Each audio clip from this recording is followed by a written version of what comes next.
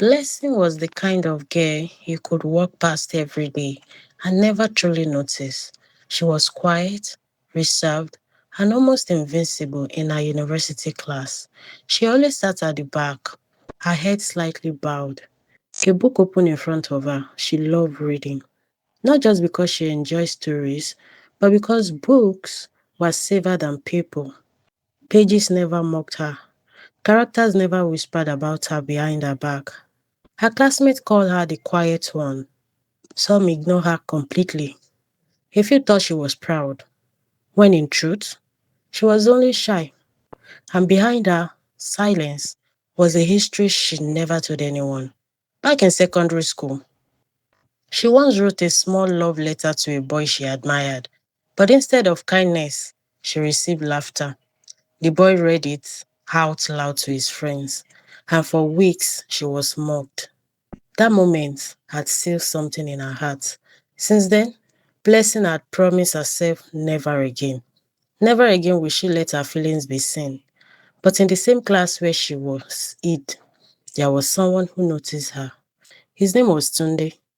Unlike her, Tunde was popular, cheerful, and approachable. He was the kind of guy everyone liked to sit with, the one who made jokes that lightened up the class mood, the one who remembered, but beneath his charm was a soul that paid attention to small things.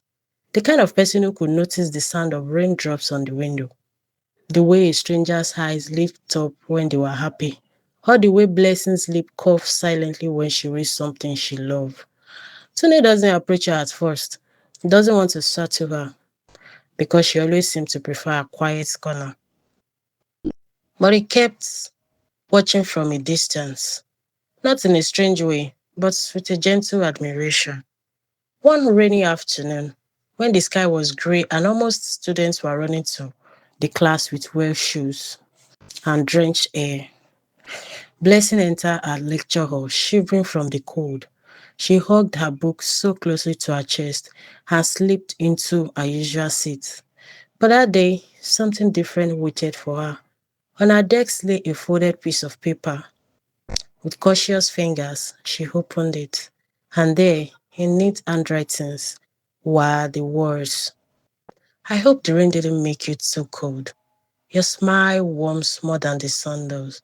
From someone who noticed. That was all in the notes.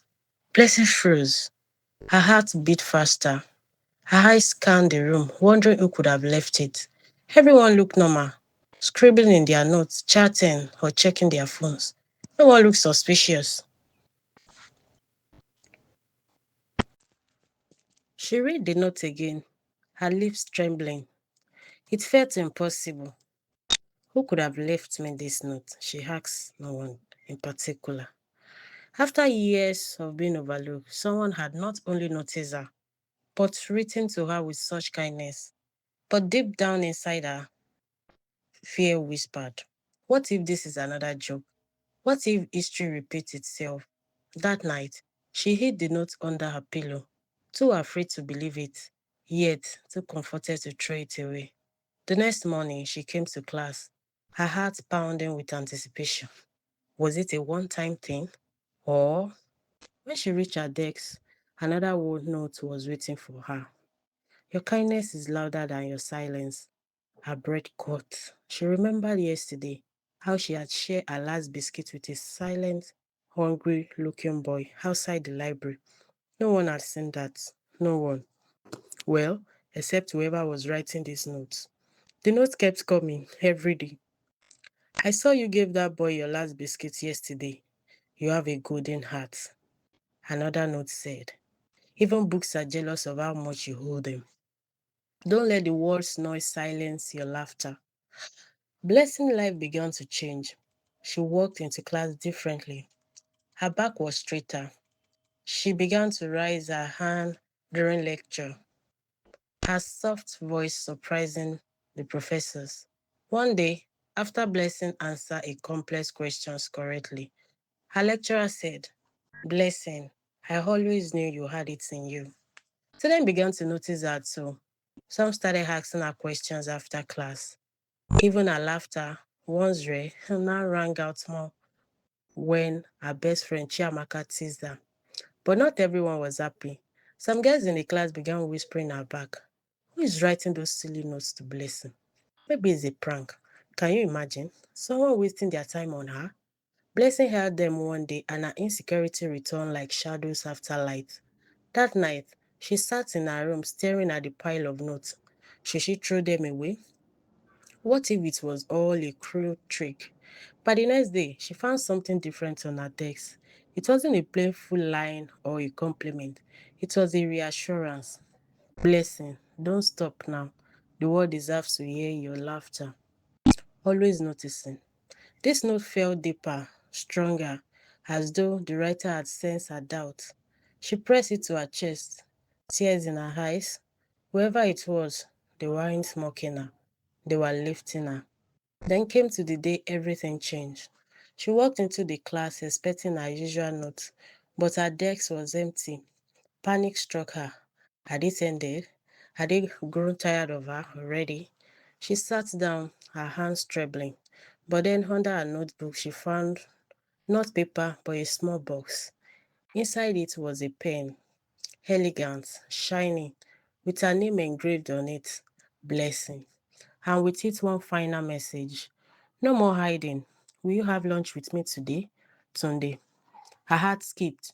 Tunde, the cheerful popular boy everyone admired. She looked up, and there he was, standing at the door, his eyes fixed on her with the warmest smile she had ever seen. For a moment, Blessing froze. Fear whispered again, what if this is another humiliation? But then Chiamaka nudged her. Go, don't think too much about it, just go. Blessing stood, her knees weak, her heart racing. She walked towards Sunday, and he extended his hand. Shall we? He asked softly. She nodded, and that single lunch turned into many. At first, their conversations were shy, filled with pauses and nervous laughter. But soon, Blessing found herself opening up. One afternoon, she asked him, why me? Out of everyone you could notice, why me? And Tunde, without hesitation, replied, because you are the only one who doesn't pretend.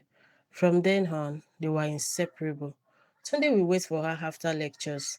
Blessing introduced him to her world of books, teaching him the joy of stories.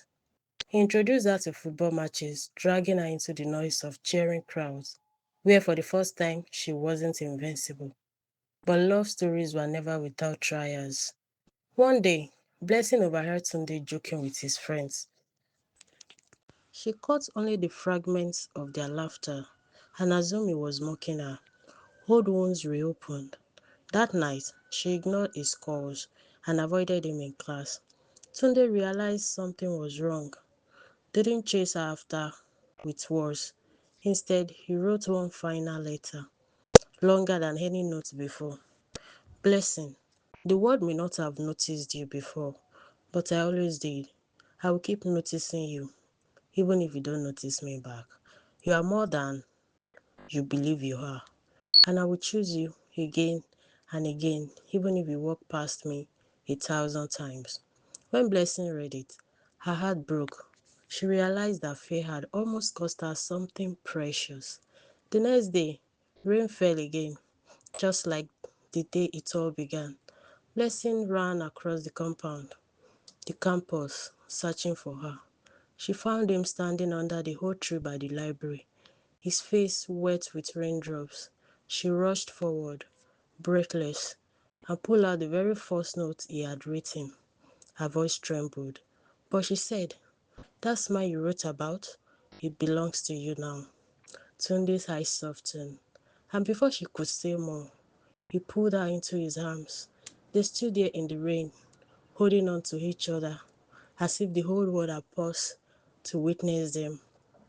And from that day, the girl who once hid behind books and silence no longer walked with her head down because someone had noticed her.